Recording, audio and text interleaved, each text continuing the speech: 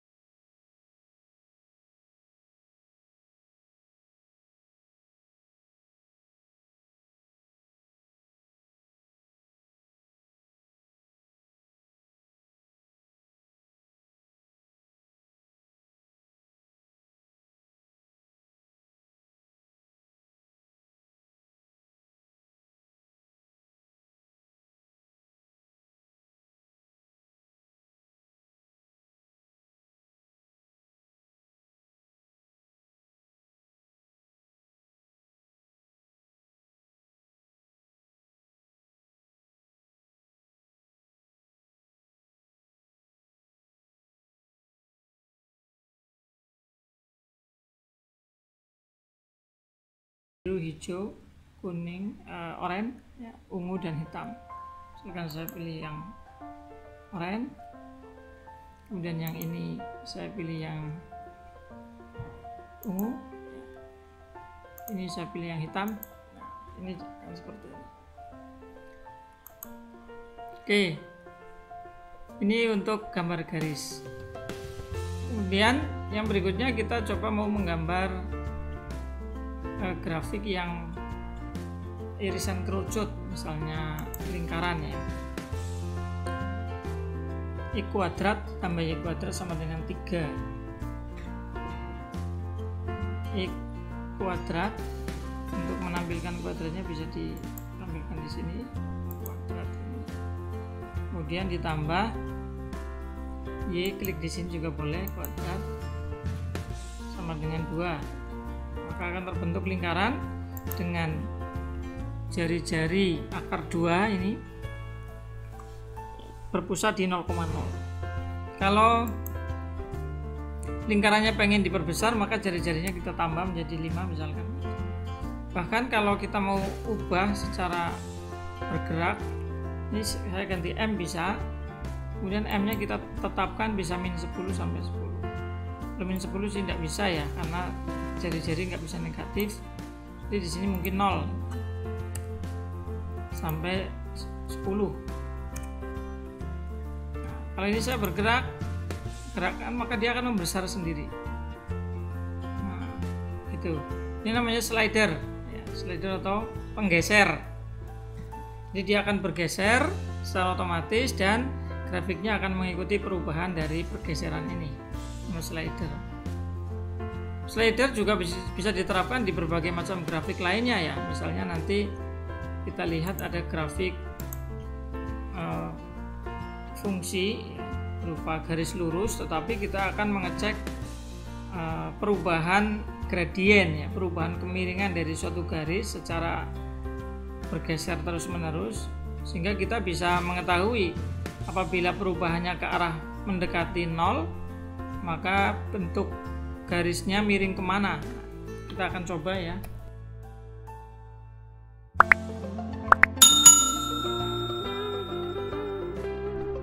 Y sama dengan NX sama dengan ditambah 3 misalnya.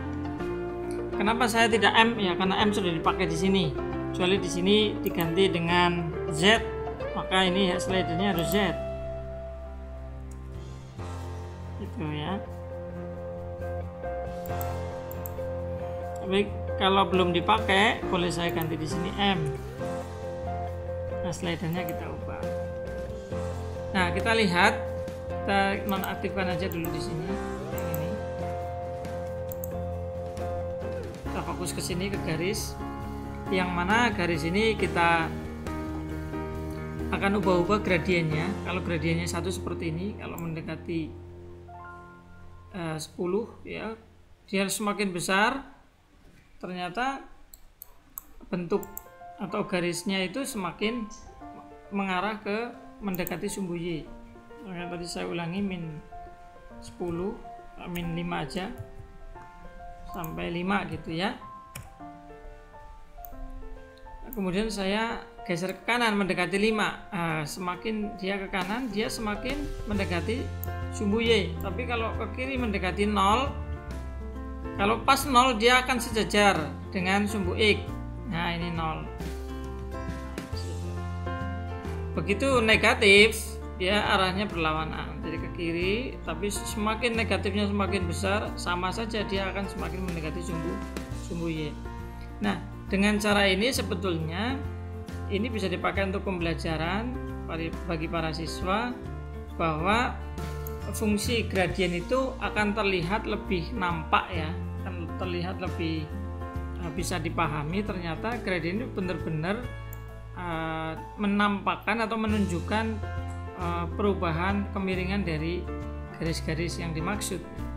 Semakin gradiennya berubah, maka kemiringannya juga akan berubah. Nah, inilah yang dimaksud dengan slider ini. Dia cenderung lebih memudahkan siswa atau pembelajar itu memahami peran dari suatu gradien seperti itu. Nah, teman-teman sekalian, ini garis kan sifatnya tak terhingga panjangnya. Namanya garis lurus itu kan bisa diperpanjang sepanjang-panjangnya.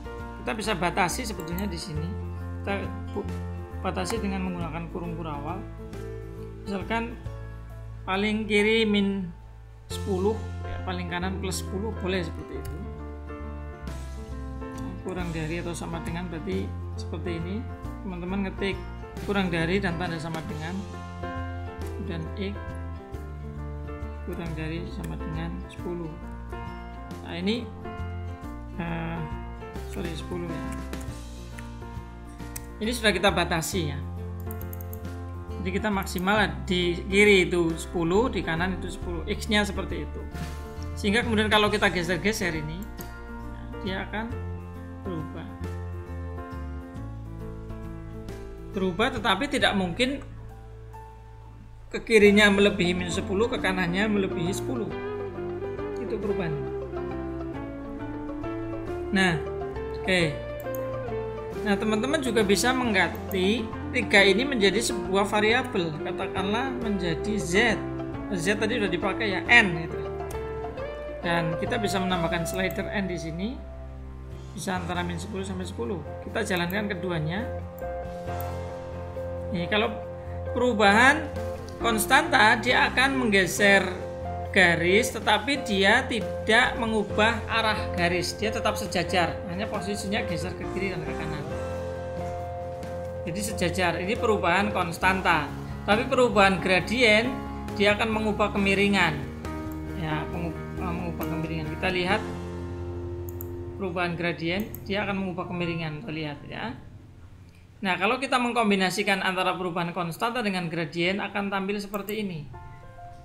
Oke, ada pergerakan kemiringan dan pergerakan posisi garis. Karena posisi garis itu ditentukan oleh konstanta, perubahan kemiringan ditentukan oleh gradien. Jadi seperti animasi ya. Maka teman-teman nanti ketika nanti kita belajar yang lebih advance, lebih lanjut mengenai bagaimana membuat sebuah animasi menggunakan Desmos, itu caranya kurang lebih seperti ini ya. Kita membatasi, kita memanfaatkan slider, kemudian batasi sisi kirinya berapa, batas kanannya berapa ya. Bahkan nanti kita bisa membuat sungai yang bergerak-gerak terus ya, caranya memanfaatkan slider seperti ini ya, kayak aliran air yang bergerak tanpa berhenti. Nah, kita juga bisa memanfaatkan menu slider ini ya, seperti bergerak tanpa henti ini ya.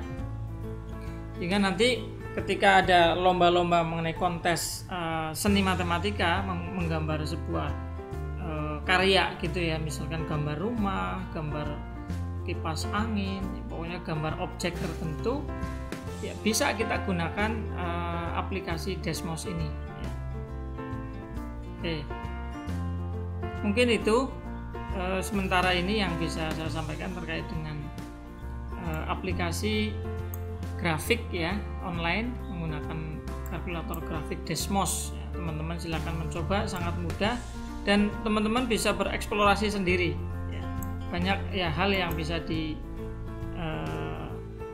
di sini, bagaimana membuat grafik-grafik fungsi-fungsi yang lain seperti elips, kemudian fungsi kuadrat atau parabola ya, kemudian ada hiperbola dan seterusnya.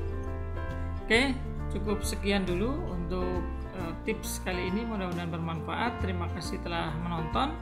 Saya akhiri, assalamualaikum warahmatullahi wabarakatuh.